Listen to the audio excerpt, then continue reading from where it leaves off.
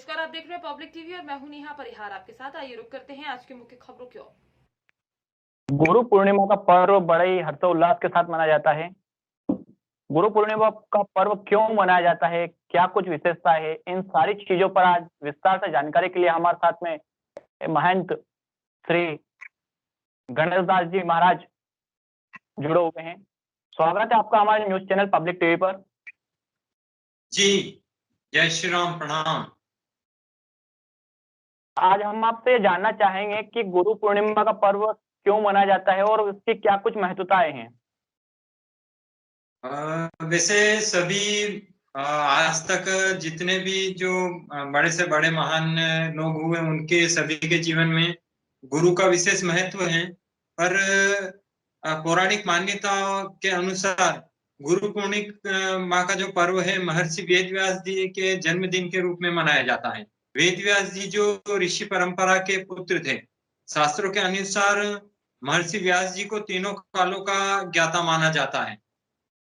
जी, इस पर्व को लेकर क्या कुछ विशेषता है, गुरु और शिष्य की एक जो नाता रहता है और गुरु की जरूरत क्यों पड़ती है।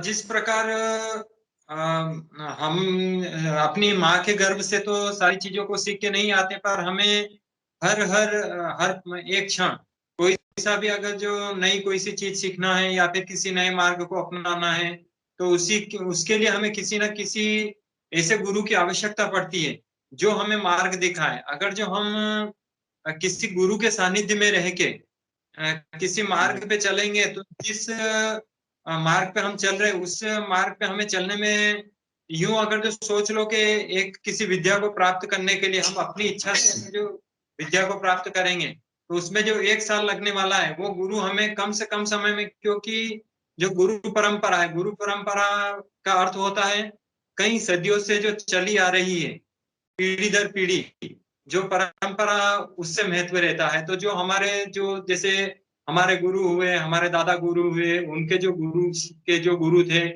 तो उन्होंने जो अपने जीवन में जो अच्छी अनुभूतियां महसूस की थी और जिस कठिन मार्ग पे चल के वो उन्होंने अपना जीवन उस उच्च कोटि पे पहुंचाया था, उस उच्च स्थान पे पहुंचाया था, तो वो अपने जीवन के सारे अनुभव जो उनका शिष्य रहता है उनको वो प्रदान करते हैं। तो जिसके कारण हमें किसी भी मार्ग पे चलने में बहुत आसानी होती है और हम आसानी से एक बड़े लक्ष्य को गुरु के कारण ही प्राप्त कर सकते हैं। ये तो ये होगा कि गुरु बिना शिक्षा नहीं, गुरु बिना ज्ञान नहीं। मुझे एक दोहा याद आ रहा है, गुरु गोविंद दो पढ़े, गुरु आपने गोविंद दियो। गुरु के बिना मार्ग ढूंढना मुश्किल है। आज ऐसे सभी जगह हमें कई प्रकार के दोहे मिलते हैं और कई प्रकार की ऐसे जैसे कि गुरुर ब्रह्मा गुरुर विष्णु गुरुर देवो महेश्वर गुरुर साक्षात पर ब्रह्म तस्मै श्री गुरुवे नमः, मतलब भगवान से भी उच्च पद जो है गुरु को दिया गया है। और इस कारण क्या है कि हमारे जीवन में गुरु का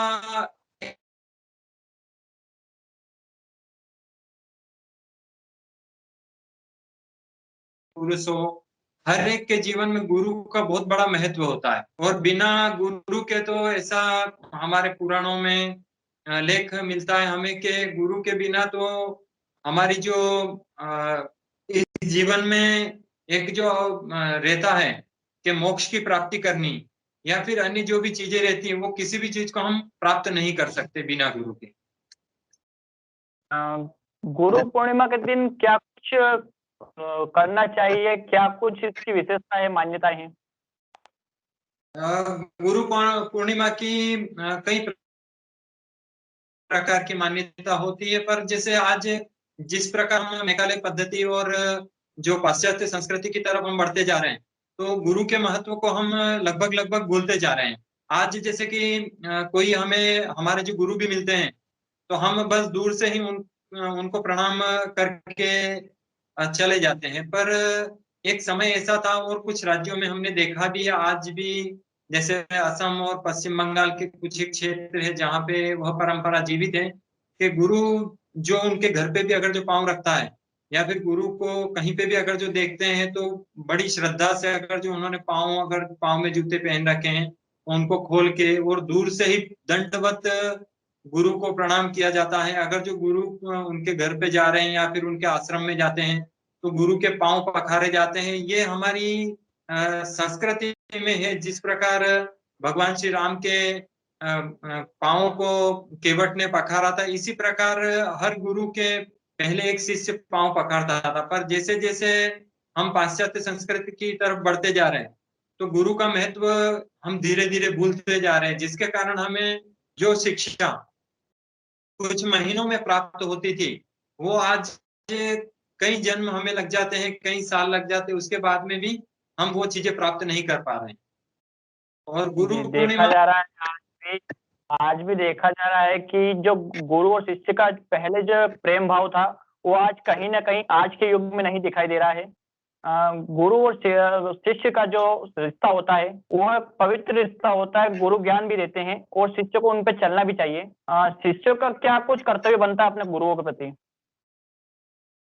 शिष्यों का जैसे कि भगवान श्री कृष्ण ने भी जो अपने जीवन में जो उनके जो गुरु रहे हैं, उनका बताया गया है कि जब वो गुरुकुल छोड़ रहे थे उस समय उनको मतलब दक्षिणा के रूप में जो भी था, तो उन्होंने उनको उनका पुत्र लाके दिया था। तो इसी प्रकार ये तो जैसे एक दक्षिणा की या फिर जो भी हम प्रेम भाव से उनको दे सकते हैं उसकी बात हुई।